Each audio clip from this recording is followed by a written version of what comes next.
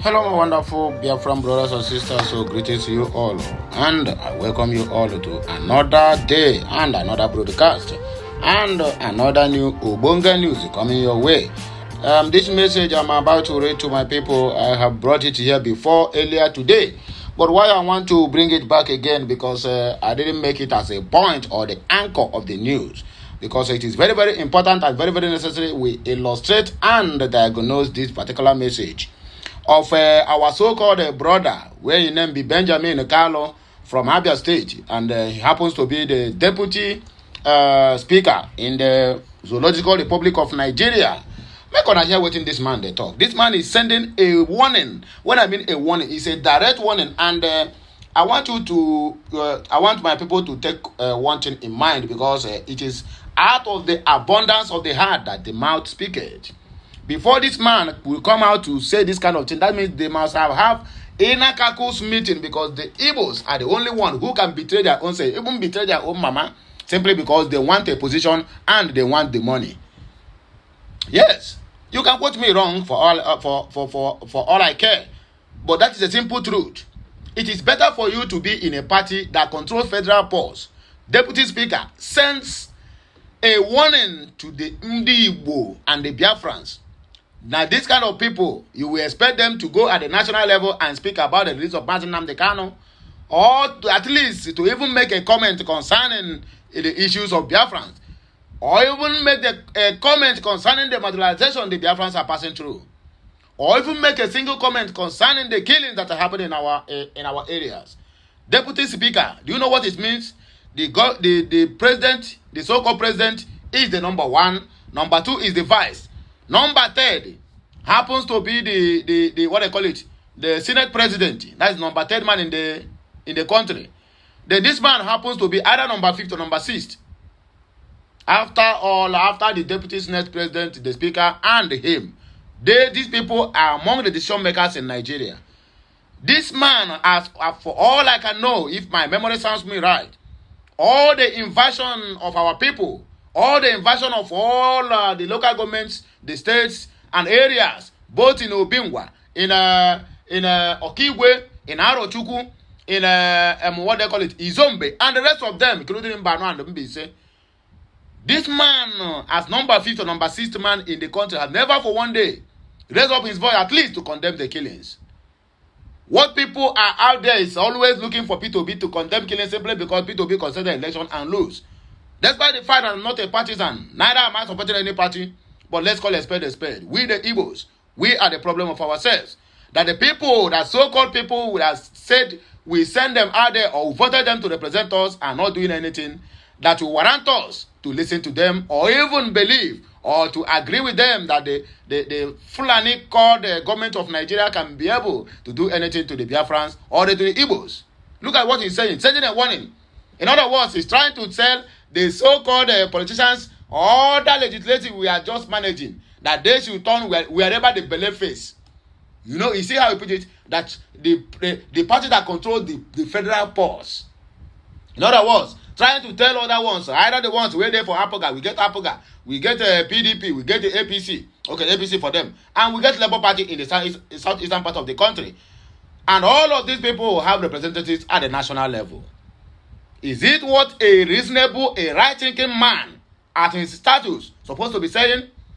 Other than to look in on the issues that bedevil the southeastern part of the country, to look in on the insecurity bedeviling the southeastern part of the country, and to also present the issue of invasion, invading our farmlands and our communities at will, simply because maybe one of the hoodlums, the unknown governments, all of that, them train them, now them bring them, now them buy guns, give them, simply because they kill one of their military men. But 38 of their men was sent to Elohim on Niger, even though Wogide, the so-called, they said they declared him a wanted kidnapper or terrorist or Boko Haram.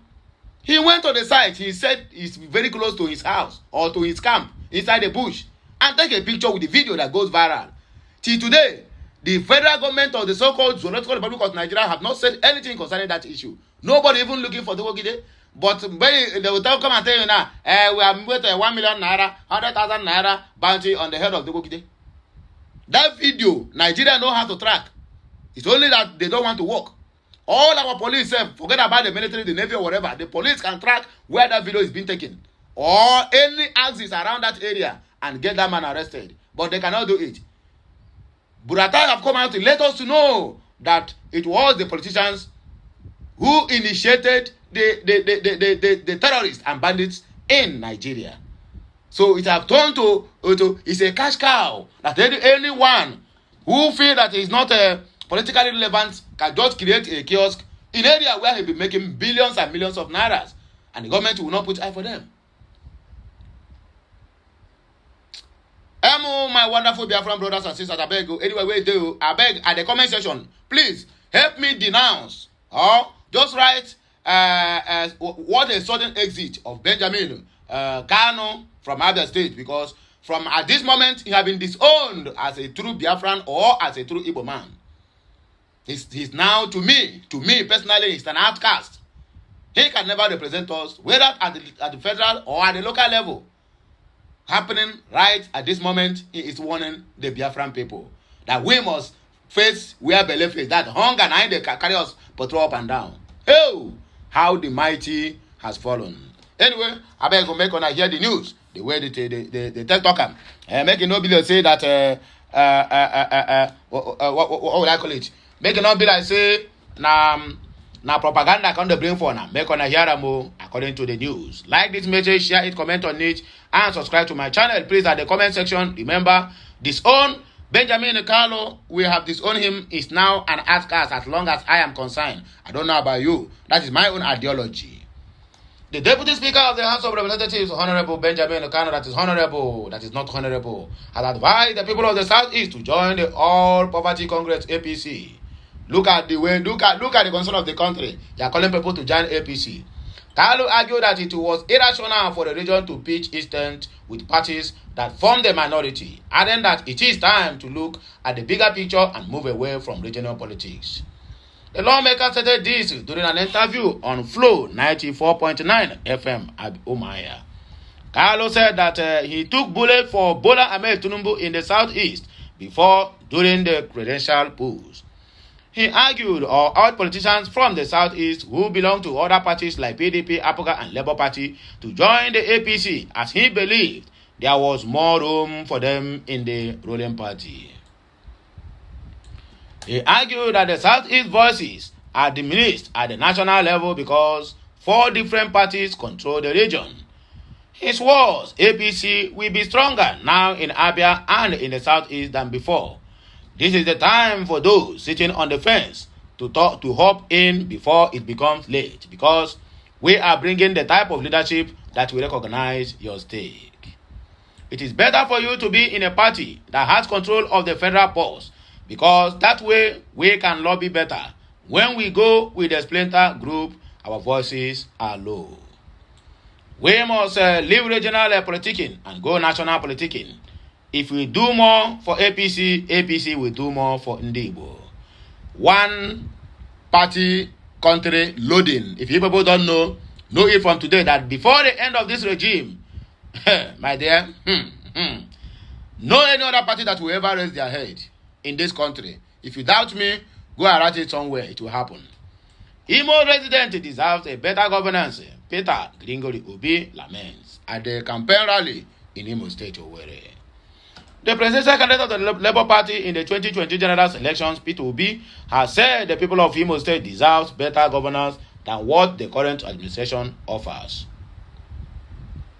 Obi stated this on Tuesday while addressing party supporters at the grand finale of the Senator Atana Chinono's governorship campaign at the Kano Nwankwo Sports Complex in Owerri, the Imo State capital. The former governor of Anambra State urged Imo residents to shun sleep, defend their votes, and ensure they vote for Atan Achinono, the party's governorship candidate in November 11th Imo governorship selection. The Labour Party flag bearer also lamented the current hardship, inflation, and insecurity in the state and the country, saying that the party can reposition the state for the better. He said Bola Ahmed Tinubu's administration had done very little to alleviate the sufferings of the Nigerian masses, urging the people of the state to show the APC administration the way out on Saturday by voting for the Labour Party candidate and protecting their votes. Also speaking, Achinono stated that if elected governor, he would address insecurity, create jobs for the unemployed young people, and promote local government autonomy. The last but not the least, 31 governors resist amendment withhold financial autonomy from the state assemblies. In a clear violation of constitutional mandates, a significant number of 31 governors have failed to grant financial autonomy to the legislative arm of the government within their respective states. When I say Ukudenu gathered that only 5 states, namely Lagos, Delta, Plateau, Oyo, and Nasarawa, have currently established a semblance of complete financial independence for their houses of assemblies. On the other hand, 12 additional states have partially granted autonomy to their legislative arms. These states include Adamawa, Akwa Ibom, Benue, Borno, Cross River, Enugu, Kogi, Kwara, Bauchi, Ogun, Osun, and Rivers State. However, there remains a group of states that have not extended any form of financial autonomy to their legislative assemblies. This category includes Ondo, Katsina, Gombe, Taraba, Yobe, Ekiti, Abia, and Imo, along with Bayelsa, Anambra, Ebonyi, Niger, Bauchi, Kebbi, Sokoto, Zamfara, Kano, Jigawa, and Kaduna. Recent events saw members of the Parliamentary Staff Association of Nigeria initiate a nationwide industrial action in approximately 20 states. This strike was prompted by the failure to implement financial autonomy for state assemblies within the country. Benga Oluwa Jeyugbe, the chairman of the person in Ekiti State, emphasized that financial autonomy applies to both the national and state assemblies, while the National Assembly has enjoyed full autonomy for the past decade due to their funds being designated as a first-line charge. The situation differs at the state level. Oluwa Jeyugbe clarified that the compliance with autonomy can be categorized into 3 levels: partial implementation, full implementation, and non-compliance. Full financial autonomy as per the spirit and letter of the Section 121 is achieved when legislative allocations are placed as first-line charge. Partial implementation refers to a scenario where executive authorities still handle the payment of legislative salaries. Oluwa Jeyugbe asserted there is a provision in the 1999 Constitution as amended in Section 121 which grants financial independence to the legislatures. All we are advocating for is the government's adherence to this constitutional provision. When we refer to a non-implementation of the autonomy clause, it indicates that they have not initiated any form of implementation of Section 121 in such cases. The State Assembly must still seek the governor's approval for funding for nearly everything. He further added, we can classify Ekiti as partially implemented because salaries are not paid within the State Assembly but are still controlled by the Accountant General until they have their own pay point. Similar to the National Assembly, it remains a partial implementation. Usman Mohammed, the National President of PASAN, confirmed that Lagos and Plateau already enjoy autonomy, with Jigawa gradually moving in the same direction. He emphasized the Constitution does not permit partial implementation. It has granted autonomy to the state legislature under the Section 121. It dictates that the entire funds meant for the state legislature and the judiciary should be transferred to their accounts. It does not specify transferring only the overhead personal cost or capital. It includes all funds. Emphasis on all funds. Well, now here we go take back break. And I go hear my voice again when we come back with another blockbuster. My name is still remain Amanda Neze, reporting live from the platform of Okute Daily Talk. Like this message, share it, comment on it, and make sure you keep subscribing to my channel for more and more videos that will come your way. Please remember our campaign is still ongoing. Another thing has been added, hashtag We don't know Benjamin Carlo. Hashtag free Nnamdi Kanu and hashtag all hail Biafra. Have a nice day. Be right back. Kemesiano. Bye for now, my wonderful people.